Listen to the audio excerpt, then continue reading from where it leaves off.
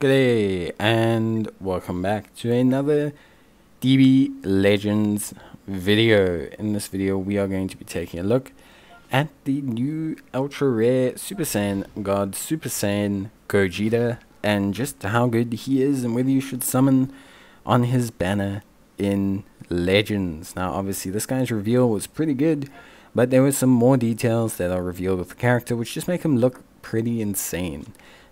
Honestly speaking, this guy looks like he could be a complete game changer for the game, and he's very exciting, and I think a lot of players are super excited with that. Just to talk about his banner quickly, I think overall it's okay. Obviously with ultra rare banners, you know, to cut a long story short, especially when the unit first releases, your predominant goal is to get the ultra rare character. It's not really about anything else on the banner. In future, he will be placed on an ultra rare banner with other ultra rares, but really this is your best time to get the ultra rare character. So this is the absolute best time for you to get them. Basically, that's your main reason to summon. And there's some legends limited on the banner, but really you're going for Gogeta. And Gogeta is, well, to cut a long story short, he's exceptional. He's an incredibly good unit. He's incredibly good overall. Great strike character, really good in terms of his strike stat, obviously melee orientated, and yeah, just a very good base stats. Overall pretty nice stuff for an ultra rare character. 1.5 million overall power level, which is pretty high. On his strike arts, he will actually reduce his special arts move cost for 15 timer counts. He also has blast armor on his strike cards, which is pretty nutty. He also has a reduction of special arts cost on his blast attack as well. On his cosmic impact, which is kind of his normal special move, he deals massive impact damage and he will restore his own ki, increases his special arts damage, and also has blast armor going forward.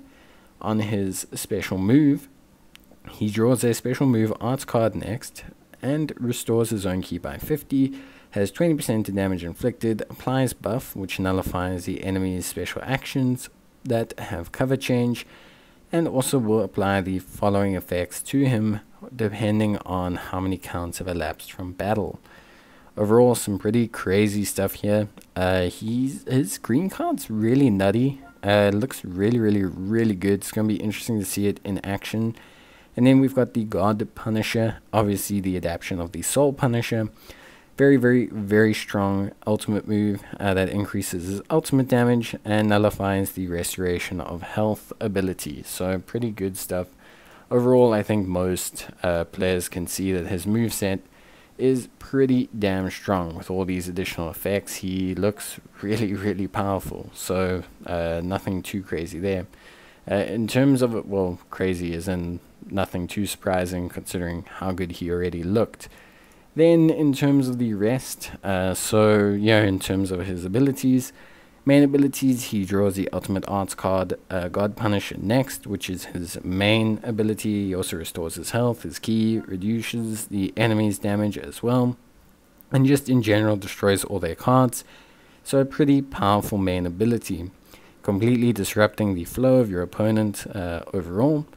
He then also has the Ultra effect, which all of them do, whereby if they're placed as leader, they'll be buffed, and if they are placed in the party, they'll be buffed based on how many category units there are, which is something all the leaders kind of really have. Then we have the Z ability 4. This is his main abilities or his main team bonus buff, which is Fusion Warrior, which again is pretty good. I think Fusion Warrior has some pretty strong characters already, but combine him with the 2 ultra rare Gogeta and Vegetos, and you just bench up the rest of the team, and you're looking at a pretty crazy team overall. So yeah, pretty good stuff. If I'm honest with you, some really strong units that kind of all synergize decently together. And then obviously based on the preview from yesterday, but more information, basically just the longer the fight goes, the more crazy this guy gets with multiple stacking buffs, increased arts card draw speeds, key restoration factors, and just in general some pretty nutty behavior. He also has the ability to increase his vanishing rush gauge or his vanishing gauge when he does a rising rush, and he will nullify the opponent's restoration health effect, which is pretty good. I understand that the restoration health effect is a bit different from a revival, but yeah, in general, it is pretty good. And then of course he also has the cover change ability and his brand new ability, which is that nullification ability, which is based on his gauge. So when his gauge is at max, you basically will have the ability to essentially, to cut a long story short, kind of counter any long range special moves or key blast moves that are fired at him. Overall, just very good. It's a new mechanic. It's very interesting, very cool, very new, very strong looking. So yeah, overall some pretty good stuff for this guy. Very good new ability. It looks very overpowered. We're gonna see how it goes in combat. Could be very overtuned at first. So yeah, very interesting to see just how good that ability will actually be. And also the gauge itself heals him as well and provides a whole bunch of other effects which nullify enemies' damage to him, making him pretty tanky while the gauge is up. So yeah, pretty good stuff overall. Honestly, I think he looks really good. Obviously, I think a lot of players expecting him to be good. He looks like he could be completely game changing, which I think a lot of players kind of want from these Legend Fest ultra rare characters. But yeah, overall he does look like the business. He definitely looks like he's worth something for. Like I said, yeah, on these banners, on these ultra rare banners, especially when they first come out, your main goal is to get this unit.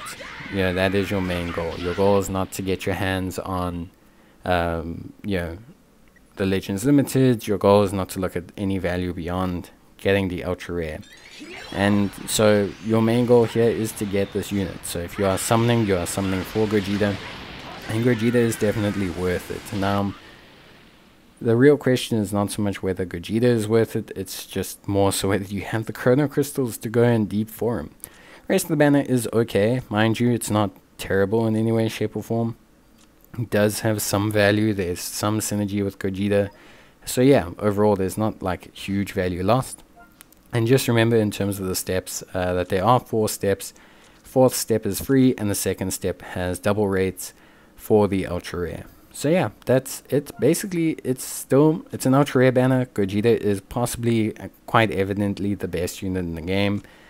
I think, at least. So yeah, definitely. Is it a summon? Yeah, it's a summon. Should you go for it? Probably, yeah. Definitely would consider going for it. And yeah, beyond that, I think there's huge value in Gogeta. But remember, it is an ultra rare banner, so you are targeting 1 unit. It is going to be quite difficult. So be prepared to go quite deep if you are looking for him.